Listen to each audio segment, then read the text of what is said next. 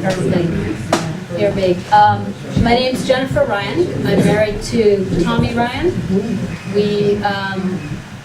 Tommy is originally from Ireland. I'm originally from England. I sound American because I spent 30 odd years in America. But I went to school in England, I lived in Germany, and I've traveled everywhere in between. When we moved to Ireland in 2006, we did so because we had a house here on my husband's home place, and we had a 2-year-old daughter, and we decided that we wanted her to grow up unlike the way I did. We wanted her to have some roots. But we realized we needed to make a living as well. We left our corporate jobs in America, and we decided that we really liked coffee, and anytime we came to Ireland we couldn't find good coffee. So we said, well, we'd perhaps research that. So we did a lot of research. We did some market research. We talked to people.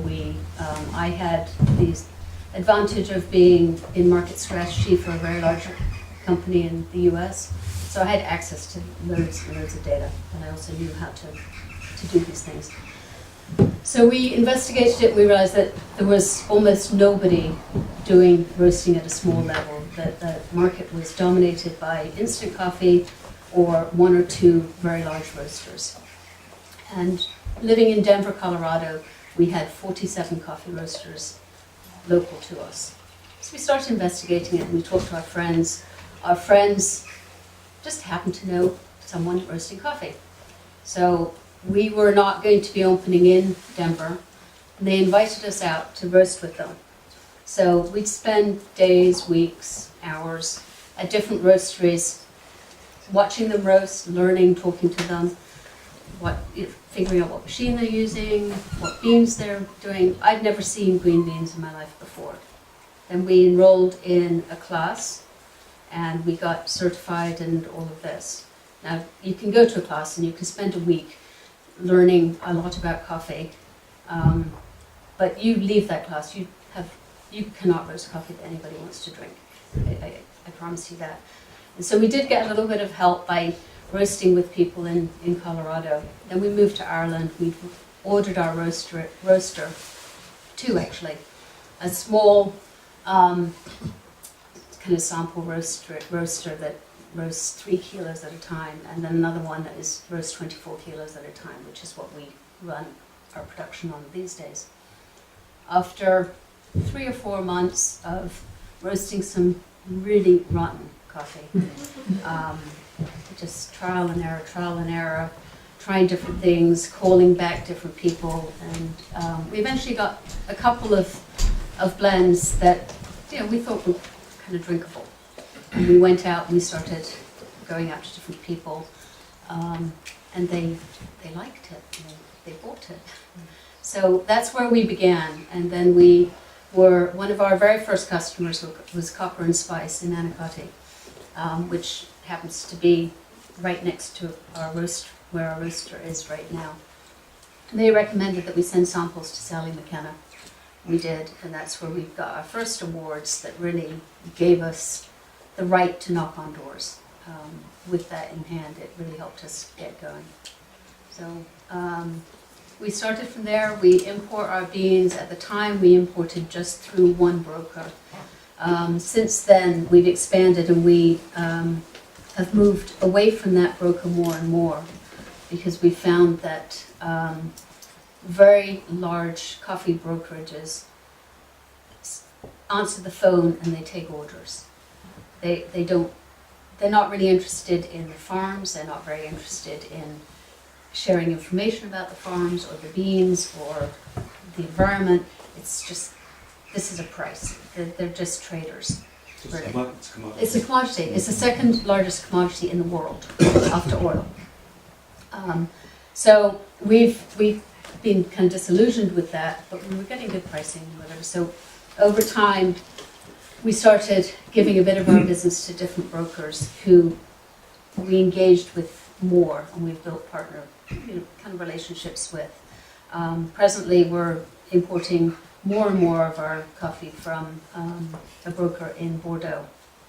And this broker knows farmers, comes from a coffee farming background, has introduced us to farmers. In fact, Tommy is going to Bordeaux next week for it's in French, so I don't know what it is. It's a coffee culture conference thing, but it's put together for roasters to meet growers. So he's going there and he's meeting a number of the farmers that we source our beans from. So he'll have an opportunity to talk to them and learn about what their daily lives are about and what their challenges are. We'll also be doing more and more of what we started doing 2 years ago, is buying micro lots. When you buy a micro lot, you're buying, there's maybe 5 hectares of coffee that's being sold. We might buy all of it, or we might buy a hectare of that coffee, and it's grown for us. It will be bagged for us. It will have our logo on it. It will be our coffee. Now, how do you decide whether you want to buy coffee from these places? You talk to the growers, you talk to your broker, you get samples, you roast them, you look at the profiles, you understand. As we've grown more on roasting, you learn a lot about characteristics of coffees based on the regions that they come from. But you can't go entirely on that, because you have to also take into consideration altitude, you have to take into consideration the climate, the density, the humidity of the beans, how they're processed. There's an awful lot of factors that will determine what you should be able to get out of a bean. Now, we roast our beans to get natural flavors out of them. So we'll be given a cupping profile of a bean, and we'll know that we should be able to get cherry type flavors out, or maybe it's more apricot, or maybe it's more citrus. And we'll get the details from the farmer on the characteristics of those beans, the density of the beans, the humidity of the beans, how they were grown, how they were processed. And then we'll tweak our roasting until we can get those flavors out. Now, a lot of you probably have noticed that some bags of coffee, when you buy them, have numbers on them. Well, they might have a number of like 1 to 4 or whatever that are measuring strength, but it's really not measuring anything tangible. You'll notice that on our bags of coffee, we describe our coffees like wines, and we truly believe that coffees have really unique flavors and characteristics. And when I buy a bottle of wine, I look at the back of it and I look to see, what the flavors are. And there's some that I don't particularly like. There's some types of grapes that I don't like, and so I'd be leaning towards those. And I think people are doing that more and more in Ireland when they're buying coffee. They'll like a Costa Rican coffee, or they'll like a Peruvian coffee or an Indian coffee, because they know a little bit about the inherent flavors that they should be getting out of those coffees. And that's what we do when we roast. We roast most of our beans. We roast to just after first crack. So when you put the beans in the roaster, there's some scientific thing that happen to the beans for it to develop. But beyond, so anyone can roast beans. You can follow it. You can put it into a machine. You can push a button, and the machine will do the right things at the right times. But the real key is, as a roaster, to know when to put more air through the roaster, when to lower the temperature a little bit, when to increase it a little bit, in order to balance it up, the sweetness and the acidity. And that's what we do every single day. We thrive on it. I think that our beans show that. I'm just going to give you two examples here of beans. I'll just have you pass these around. Now, I've written on the one bag, the one bag, you can see one of these here is a bean that is not fully developed. It's not fully roasted. It was given to me anonymously, for my opinion, and that's what it is. It's in a bag. It's a very small bean. It's difficult to tell whether it's an Arabica or a Robusta bean. It's broken. It's not fully roasted. It still has the outside skin on it. It hasn't even got to first crack because it has a little bit of white bit on it. So when it gets to first crack, it gets to a certain temperature where the inside of the bean gets hot enough that it opens up and it pops like popcorn. And then we roast our coffees a little beyond that. We're looking for a satin sheen on the outside of it. By the way, the one that's nicely roasted with the satin sheen is the coffee that I roasted. The other one I did not roast. just to clarify here.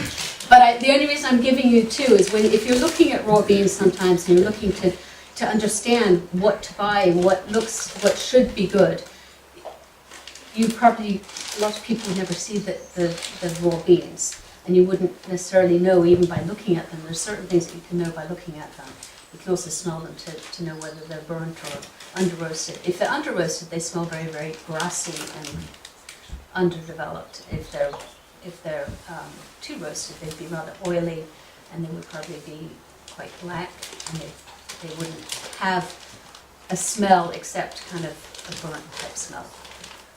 So I would kind of want to open this up for some questions. I don't like the sound of my own voice all the time, so I'm sure Can I just ask one very stupid question? But how do you pronounce the name? It's Ponaire. Sorry, I should have started with that. It's either Ponaire or Ponaire. The fada in it makes it Ponaire. It's the Irish word for bean. When we set up our business, we were all about wanting to go back to the handcrafted, the roots of things and the traceability, and that's what we're, as a company, that's what we're very much about. Is on all of our bags, there's a batch number, and this batch number, if you called us up and you bought a bag of coffee, we would be able to tell you what day it was roasted, what it was blended with, if it was blended. We could tell you what bag it came out of, when it was delivered to us, what farm it came from. And in some instances, we're actually working on QR codes. Do you know what these are? They're these little square boxes with black and white dots on them that you can scan on your phone. And we're looking to put those in our bags so that you can go, we have them on some of them, so you can go to a link that will take you to a video of that farm. So you see, right, so you can actually see, we're talking true traceability here. We're not talking about, just knowing where it goes to. So, I'm glad I shared it with you. After today, there'll be 3 coffee roasters doing this. But I think the consumer wants to know more and more about the story and where it comes from. I know for myself, it's really important to me, whatever I'm buying, I want to know where it came from, where it was produced, who produced it.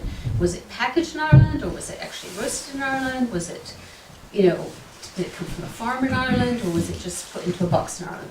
Those things are very, very important to me, which is why we have gone through I'll tell you, the very painful, tedious, long drawn out process of becoming fair trade certified and organic certified.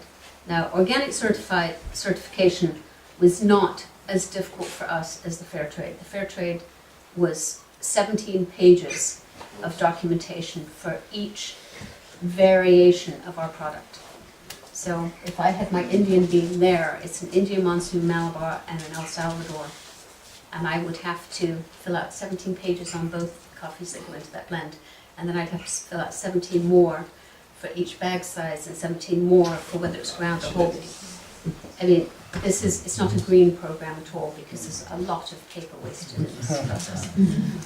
The organic process, we had very few changes to make to our whole procedures, because we were tracing everything. The only change in our standing operating procedures that we had to make in our roastery to do the organic was the order in which we did things. We start with the organic first thing in the morning when everything's already clean. That's the only change we had to make to our operating procedures. We were tracing everything, tracking it all the way through logs. So it was part of us anyway. It was just now we can prove it on that it actually came from an organic farm. Is there a cost as well as tedium attached to the fair trade certification? Oh yeah, Okay. and the reporting is it's very important to do the reporting because it does prove that it's traceable and that it's everything. It's very tedious. And the first year you don't know what the report is that you have to produce at the end of the year, so you don't know what information you should be keeping throughout the year. So it's a disaster the first year. But then you figure it out and it's not that bad. So are all of your products fair trade?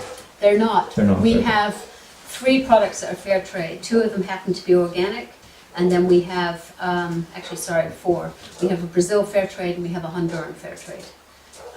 What we've found is that by working with our brokers, particularly our new brokers, we can build a better relationship and know that the farmer is getting a better deal without all these people in between who are being paid to look at 17 pages of documentation per every variable. The farmers are getting paid properly. And we found that the quality of coffee for the non-fair trade is higher. The fair trade subsidizes the price of it. So it's not a very sustainable program in so much as, I'm not saying it's a bad program, it's just not as good as it could be. And anytime you get a whole lot of organizations in the middle of something, a lot of money gets spent for a head count in these organizations that doesn't actually go to the end person. I'm same with charitable organizations. I would rather give someone a wheelchair to someone who needs it than give it money to an organization that might give him a wheel for his wheelchair. And so what benefit is it then to continue to go down the road of sourcing your product, or rather sourcing your beans the fair trade way? Is it just for the marketability of it? Or? Marketability. Wow. It's the fair trade organization they spend a huge amount of money on marketing, and it is really, it's less so now, but it used to be that if you weren't doing fair trade, then you were using slave labor for your getting coffee. That was the inference that was in there, and it's not the case at all. It's been extremely well marketed. There are very good other programs out there that are not marketed as well. The UTS program is one of them, which is a bit more sustainable. We still buy it. We've found good quality for it. I think it's good for our organization to be fair trade certified. I don't think it lives up to everything that it says it's doing. But most things don't. What's the price point premium for the consumer if you move from non-organic, non-fair trade right through to organic and fair trade? What do the two of them add to the price point? We eat it. We don't pass it on to the consumer. We pass on a small amount for the organic. Because it's a better product. So it's quality as opposed to... We can't on the fair trade because while it costs us more, it's not a better product. And the consumer, while they want to buy fair trade, are not willing to pay more for it in a lot of instances. And we all buy fair trade bananas at lots of the grocery stores, and we pay nothing for them. To me, bananas are bananas, so that I don't differentiate. So I buy the fair trade ones; they're also cheap anyway. But by doing what you're doing and identifying the farmers who are producing beans and showing the end consumer the life of the farmer by creating that link using this new wizardry or whatever, using the scanning device. It's magic. Yes, it is. It's magic. By doing that, you're sort of creating a more personal link, and you're sort of circumventing the whole fair trade process because you're actually showing the end user, the end consumer, the benefit to supporting that product in the first instance, rather than having to go down the certified fair trade route. Surely that's a more personal experience. That's exactly why we're doing it. So are you going to? That's where we as an organisation want to go. So we already have our products fair trade certified. We'll keep those. We will not be adding more. We won't be growing that. Instead, we're going to go our own personal route down here. But you know, I've got there's probably 50 people in this room, so you all know what we're doing now. I can put it on Facebook. We're a small company in a very large, crowded. It's a business that is monopolized by very large players, and I don't get an opportunity to talk to most of the consumers. And the I don't have the marketing dollars to go up against large organizations, so I just have to keep my head down and do my bit by bit, and try and be smart, be innovative, and you know, use our magic to get the little codes on the bags and do it that way. I mean, that's what's fun about it for me. That's much more fun than filling out piles of paperwork. Well done. Are there any other questions? How am I doing on time? You good? Okay. So just to clarify that, because fair trade is something that you buy fair trade because you're trying to avoid povertising farmers in the third world. So it assuages your conscience by buying fair trade. But are you saying really then if it's not fair trade, it's trusting the roaster? Because you're saying this roaster, I'll trust that the roaster is sourcing, even when it's not fair trade, that the suppliers are not being ripped off. I do think there's an element of that, but if I can do some really slick marketing, and I can actually put a QR code on a bag and show you the farm and show you where the coffee's coming from, then I'm not tricking. It's not about my conscience so much as satisfying the consumer that we're dealing ethically in our purchasing. Does that answer your question? Kind of. Sort of, yeah. It's a tricky one because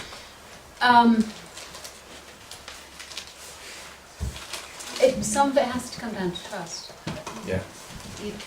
I think it's like anything. You know, we trusted that Irish beef was Irish beef and it was of animals. Exactly. So you see what I'm saying? I think the more you can communicate and show that you can trace your product back, and you'll stand behind it, and you can show videos and you show pictures, and you know, actually build up relationships with the farmers. I think in the long run that is a better way to go. It won't work for everything. I can't go to all of the coffee farms. We import coffee from probably 14, 18 different countries around the world. I would love to be able to go to them, but you wouldn't have much coffee because I wouldn't be roasting much. By the way, I don't roast it all myself. I roast very little myself anymore. I've brought on a roaster.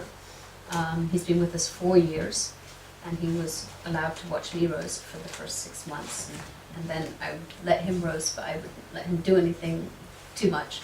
I was a very very hovering type person, but he roasts on his own now, and he does quite well. He's been in Florida for the last 2 weeks, so for the last 2 weeks, every the 1,000 plus kilos of coffee that we've roasted, I have roasted.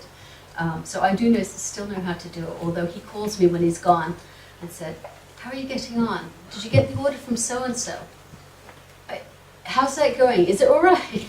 Yeah, I do still remember how to do this. But he's back on Monday, so he'll be back in the swing of things.